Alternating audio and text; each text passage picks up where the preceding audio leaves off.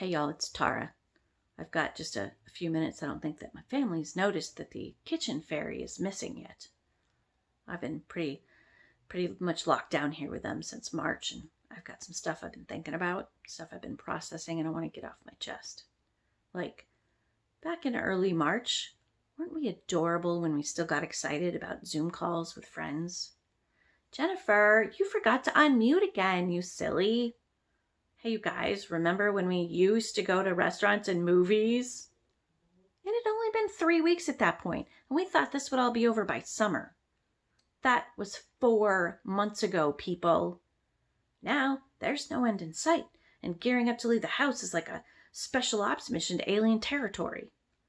All right, people, mask up, gear up, wash up, and get you some hand sanitizer. Move out.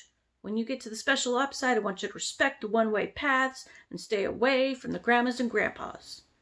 Secure the disinfectant wipes, the Lucky Charms, and the supersized Pringles, and get back to base. Be safe out there, and don't leave a little brother behind. No, seriously, guys, don't do that. That wasn't cool. This whole season, pandemic and racism and politics, it's a disaster for mental health. At least mine. I mean, I'm an extrovert, trapped with a bunch of introverts, quietly, happily staring at screens all day. It's like I'm in a horror movie. The zombies were inside her house, and they wouldn't talk to her. Unless you want to talk about Minecraft, because apparently that's hip again. It's me, my 3 teenage boys, and my husband. We've been married for 26 years, and if one of us isn't buried in the backyard at the end of all this, we're going to call that a win, right? Because marriage is hard. My husband and I are very different. I tend to exuberantly embrace opportunity and live life large. My husband's approach to life is far more measured and reserved. Those differences are part of our magic as a couple, and why I frequently want to throat punch him. Say we're in the living room and it's too hot or too cold. He'll go to the thermostat and turn it to the cautious and appropriate 72 he eventually wants it to be, and wait. I ain't got time for that. I'm turning the heat to 80, and then if it gets too hot, I'll turn it down. If he's going to boil water, he'll set it at 5. He's patient. I'm more of a turn it to 11 kind of girl. Do not let him reheat your leftovers. Lukewarm is fine. There's no need to be so demanding. Hot food is for showy people. He may drive me crazy, but I'm grateful at least I'm not dating right now. I mean, how does that even work in a pandemic? When does the mask come off? Is that a first date thing or more of a third date deal? And our chin's going to be the new erogenous zone? You know what I really need?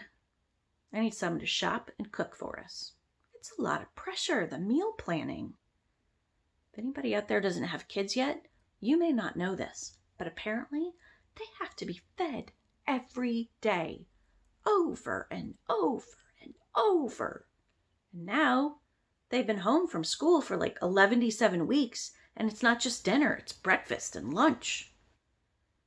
Social media is not making any of it any easier. There's no good way to Instagram a picture of cupo noodles. Those 3 dried out peas look bad in all the filters. I mean, look, in March and April, I was all hope and optimism. I was going to use this time to really nurture my family with scratch cooking of organic ingredients balanced for texture and color and superfoods. By May, our meals were dependent on Instacart deliveries from Costco. Leftovers and takeout. At this point, it's a free-for-all. Cheetos for lunch, ice cream for breakfast. It's been working for me. You kids might as well try it. At this point, I don't even care. We're having cereal for dinner again. I've been talking up the health benefits of fasting and taking advantage of the fact that when they're playing video games, they don't even notice how hungry they are. I mean, we've all made sacrifices. We're all learning new skills. Thanks to t-shirts and yoga pants, I'm trying to relearn how to use buttons. So many people were posting about sourdough. Sourdough? I laugh in the face of your fermented flour. I had to learn how to make do with only 3 squares of toilet paper. Yeah, I know.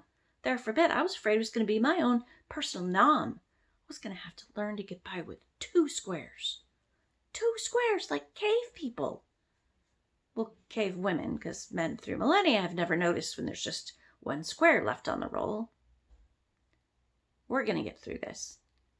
When it's all over, this extrovert is going to be here for all of you. There's going to be a lot of awkward hugging up in here.